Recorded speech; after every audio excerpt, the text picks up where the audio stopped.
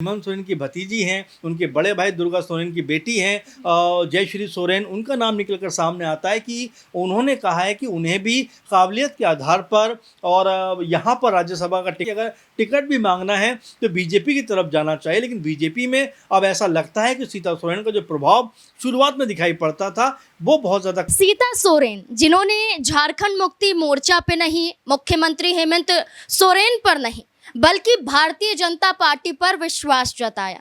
BJP में जाने के बाद सीता सोरेन को यकीन था कि उन्हें सीएम चेहरा बनाया जाएगा। सीएम चेहरा सीता सोरेन को नहीं बनाया गया। इसके बाद सीता सोरेन को विश्वास था कि आने वाले दिनों में बड़ी जिम्मेदारियों से उन्हें नवाजा जा सकता है, लेकिन ऐसा भी नहीं हुआ। सीता सोरेन बीजेपी में आई हैं, लेकिन उनका कद वैसे का वैसा ही नजर आ रहा है। लेकिन सीता सोरेन ने बीजेपी पर विश्वास जताकर कहीं ना कहीं गलती कर दी, ये दिखाई तो दिया जा रहा है। लेकिन क्या ये गलतियां उनकी बेटियां नहीं करना चाहती हैं? क्या उनकी बेटियों को ये यकीन है कि बीजेपी से अगर मदद मांगी जाएगी या बीजेपी से उम्मीद जताई जाएगी तो ना उम्मीद वो हो जाएंगे? भारतीय जनता पार्टी उनका साथ नहीं देगी, उनके हक में फैसला नहीं लेगी, उनके लिए कदम आगे नहीं बढ़ाएगी। इसलिए सीता सोरेन की बड़ी बेटी जयश्री ने फौरन अपने चाचा यानी कि झारखंड मुक्ति मोर्चा के मुखिया और झारखंड के मुख्यमंत्री हेमंत सोरेन पर भरोसा जताया और एक बड़ी मांग कर दी। मांग क्या, गुजारिश कर दी कि हेमंत सोरेन राज्यसभा के चुनाव में उन्हें टिकट सौंप दें। तो क्या हेमंत सोरेन जयश्री को मौका देंगे? क्योंकि पहली बार एक बड़ा ऐलान, एक बड़ी अपील सीता सोरेन की बेटी के जरिए की गई है और इस अपील के साथ ये भी फर्क दिखाई दिया जा रहा है कि एक तरफ सीता सोरेन जो बीजेपी का हिस्सा है तो दूसरी तरफ उनकी बेटी जो झारखंड मुक्ति मोर्चा से मदद मांग रही है और राज्यसभा का चुनाव है। और इसी से जुड़े हुए तमाम सवाल यहाँ पर खड़े हो जाते हैं कि अब झारखंड मुक्ति मोर्चा का कदम क्या होगा, भाजपा को हराने के लिए क्या फैसला लिया जाएगा और क्या रणनीति बनाई जाएगी कि दोनों सीटों को जीत लिया जाए। इन्हीं तमाम सवालों के जवाब देने के लिए हमारे साथ हमारे वरिष्ठ सहयोगी अमन सर जुड़ चुके हैं।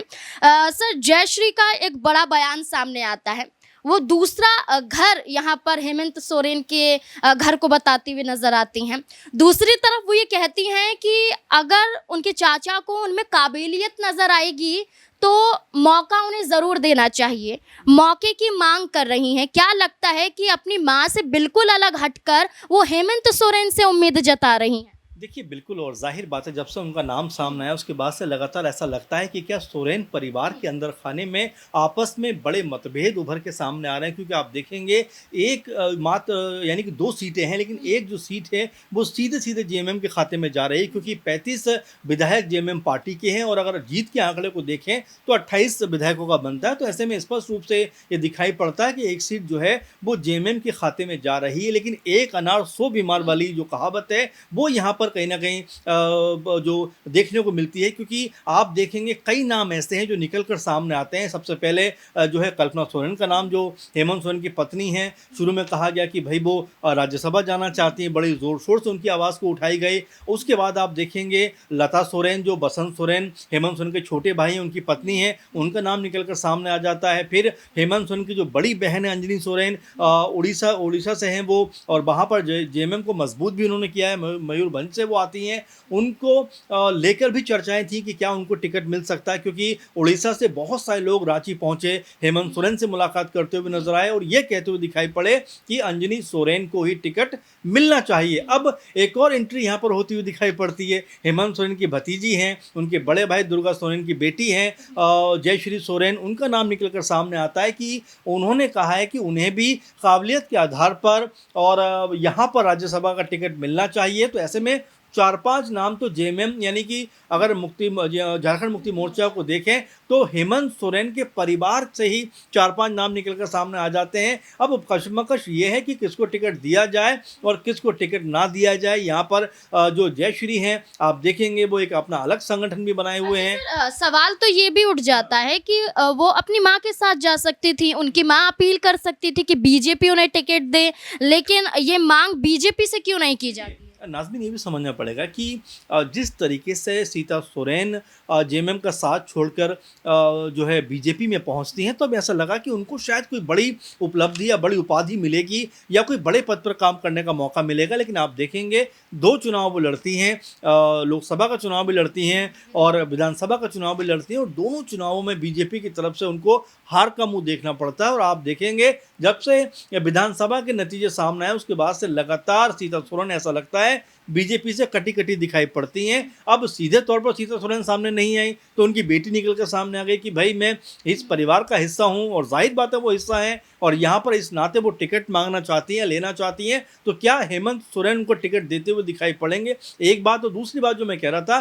कि देखिए उन्होंने भी अपना एक अलग संगठन बनाया दुर्गा सोरेन सेना के नाम से, और जब संगठन बना था नाज़मीन तब ये बात कही गई थी कि भाई जब जेएमएम संगठन ऑलरेडी मौजूद है तो आखिर दुर्गा सोरेन सेना के नाम से संगठन बनाने की क्या ज़रूरत है। और इन तमाम विवादों के बीच के को देखते हैं तो उसके बाद सीता सोरेन अपना रुख जो है वो बीजेपी की तरफ करती हुई दिखाई पड़ती हैं। अब आपने सही कहा कि अगर टिकट भी मांगना है तो बीजेपी की तरफ जाना चाहिए, लेकिन बीजेपी में अब ऐसा लगता है कि सीता सोरेन का जो प्रभाव शुरुआत में दिखाई पड़ता था वो बहुत ज़्यादा कम हो गया। इसीलिए जयश्री को लगता है कि अगर जेएमएम की तरफ चला जाए, चाचा से बात की जाए अपने, तो हो सकता है कि उनको टिकट मिलता हुआ दिखाई पड़े। लेकिन उसी फहरिस्त में अगर आप देखेंगे तो कई बड़े नाम हैं जहां पर हेमंत सोरेन के लिए ये बड़ा धर्म संकट सा कहीं ना कहीं बनता हुआ दिखाई पड़ता है। जहां एक तरफ उनकी पत्नी है, एक तरफ उनकी बहन दिखाई पड़ती है, एक तरफ उनकी भाई की पत्नी नज़र आती हैं, तो वहीं अब जयश्री जो भतीजी हैं वो यहाँ पर नज़र आती हैं। तो क्या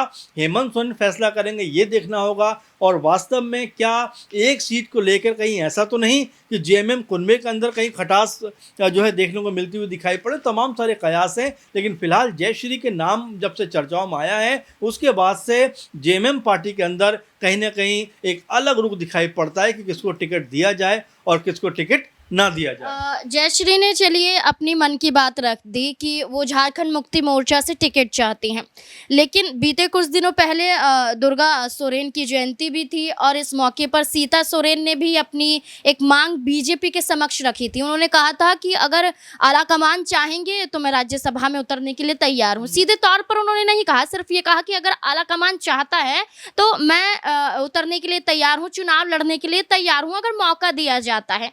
लेकिन अभी बीजेपी उम्मीदवारों की लिस्ट आई है, फाइनल कुछ नहीं हुआ है, लेकिन कुछ नाम सामने आए हैं और इन नाम में अर्जुन मुंडा, रविंद्र राय, आशा लाकड़ा और दीपक प्रकाश जिनकी सीट थी उनका नाम भी, जी बिल्कुल, उनका नाम भी यहाँ पर सामने आया है। तो इसमें कहीं सीता सोरेन का जिक्र नहीं। अभी ये फाइनल लिस्ट नहीं है, सिर्फ चर्चा है इन नामों पर, लेकिन इन नामों में भी सीता सोरेन नहीं है, चंपई सोरेन के बेटे नजर नहीं आते। वो चेहरे जो झारखंड मुक्ति मोर्चा से बीजेपी में आए हैं कोई चेहरा ऐसा नजर नहीं आता है। तो क्या बीजेपी सिर्फ चेहरों का इस्तेमाल करती है चुनावों? देखिए नाज़मीन जाहिर बात है कि यहाँ पर अगर हम सीता सोरेन की बात करें या चंपई सोरेन की बात करें तो बिल्कुल जो है बीजेपी में शामिल ज़रूर हुए और ये उम्मीद रही होगी कि बड़ा ओहदा बीजेपी के अंदर मिलता हुआ दिखाई पड़ेगा। लेकिन आप देखेंगे कि जिस उम्मीद के साथ वो आए थे वो उम्मीद कहीं ना कहीं पूरी होती हुई दिखाई नहीं पड़ रही। आप देखेंगे 2 चुनाव जो है सीता सोरेन लड़ती हैं, लेकिन वहाँ पर भी उनको जीत नहीं मिलती। अब ऐसे में राज्यसभा चुनाव लड़ने की अगर वो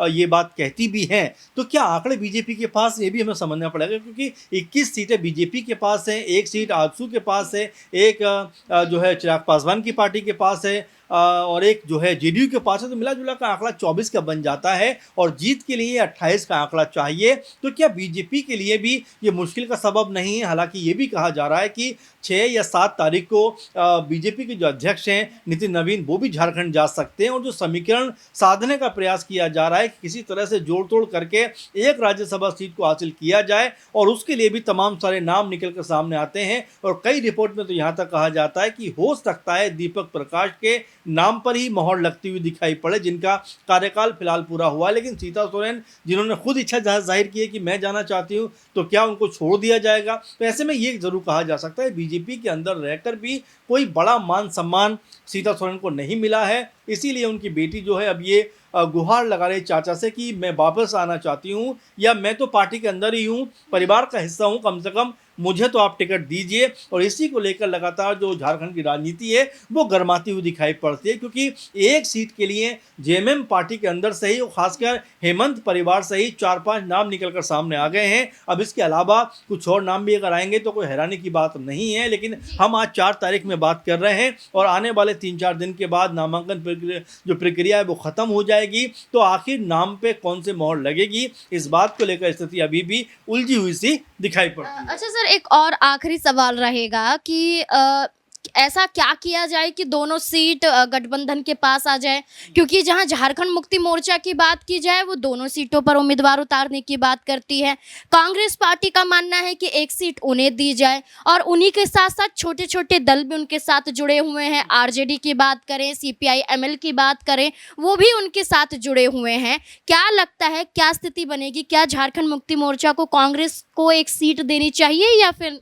देखिए नाज़मीन, पहली बात तो हमें ये समझना पड़ेगा कि जिस तरीके का माहौल इस समय झारखंड में बना हुआ है, जैसे मैं बात कर रहा था कि फिलहाल तो जेएमएम यानी हेमंत सोरेन की अपने घर में कहीं दिक्कत है कि वो अपनी सीट तय नहीं कर पा रहे हैं, तो कांग्रेस पार्टी की तो बात बाद में है। क्योंकि अभी हाल ही में कांग्रेस पार्टी के कई नेता हेमंत सोरेन से मुलाकात करते हुए नजर आए थे और हेमंत सोरेन ने कहा था कि भाई मुझे 2-4 दिन का वक्त दीजिए, मैं सोच कर आपको बताता हूँ। तो इसका मतलब ये हो जाता है कि पहले वो घर में जो आपस में तनाव की स्थिति है उसको ख़त्म करना चाहेंगे। उसके बाद क्या कांग्रेस पार्टी की तरफ एक सीट जा सकती है? 16 सीटें उनकी हैं। अगर हम आंकड़ों को जोड़ दें तो, क्योंकि 35 सीटें जेएमएम की हैं, 16 कांग्रेस पार्टी की हैं, 4 जो है आरजेडी की हैं और 2 सीटें भाकपा माले की हैं, कुल मिला जुला कर ये आंकड़ा 56 का बन जाता है। और 28 + 28 करें तो बिल्कुल एक्यूरेट आंकड़ा है, जिससे दोनों जो राज्यसभा सीटें वो महागठबंधन के पास में आ सकती हैं। लेकिन इसमें बड़ा सवाल ये बन जाता है कि क्या कोई क्रॉस वोटिंग नहीं होगी? बीजेपी जो दम भर रही है, आखिर वो किस नाम पे भर रही है? क्योंकि उनके पास तो जो आंकड़ा है वो है नहीं। तो कुल मिला जुलाकर क्या फिर वही बिहार वाली कहानी दिखाई पड़ेगी, उड़ीसा वाली कहानी दिखाई पड़ेगी, क्या जो हरियाणा वाली कहानी दिखाई पड़ेगी? तो ऐसे कई सवाल हैं जो निकल कर सामने आते हैं, क्योंकि जेएमएम के पास तो एक सीट है, लेकिन दूसरी सीट के लिए जो जद्दोजहद है उसमें क्या तमाम पार्टियां कांग्रेस पार्टी का समर्थन करेंगी? और दूसरी बड़ी बात कि क्या अगर दोनों सीटों के ऊपर जेएमएम की तरफ से प्रत्याशी उतारे गए तो क्या ये गठबंधन में कहीं कोई दरार पड़ती हुई दिखाई पड़ेगी? क्योंकि वैसे भी कांग्रेस पार्टी और जेएमएम के रिश्ते असम चुनाव के बाद से उतने बेहतर दिखाई नहीं पड़ रहे। असम चुनाव के बाद रिश्ते कहीं ना कहीं बिगड़ते हुए नजर आए, और यही बिगड़ते रिश्ते राज्यसभा चुनाव पर असर डाल रहे हैं। और ये कहा जाए कि न सिर्फ ये दोनों दल, न सिर्फ सत्ता पक्ष और विपक्ष, बल्कि इस बीच में जयराम महतो की पार्टी भी है, जिनके एक विधायक वो खुद हैं। अब ऐसे में ये भी मानना है कि वो किसका साथ देते हुए नजर आएंगे, किसके पक्ष में जाएंगे। और इस बीच में ये भी देखा जाएगा कि एक सीट तो तय है, दूसरी सीट पर ही पेच फंसा हुआ है, जिसमें बीजेपी उम्मीदवार उतारने की बात कर रही है, कांग्रेस उम्मीदवार उतारने की बात कर रही है, झारखंड मुक्ति मोर्चा अलग राह अपना रही है। अब देखना होगा कि आखिरकार क्या फैसला हो पाता है। इस पूरे मुद्दे को लेकर आपको क्या लगता है? अपनी राय भी कमेंट सेक्शन में जरूर दें। धन्यवाद।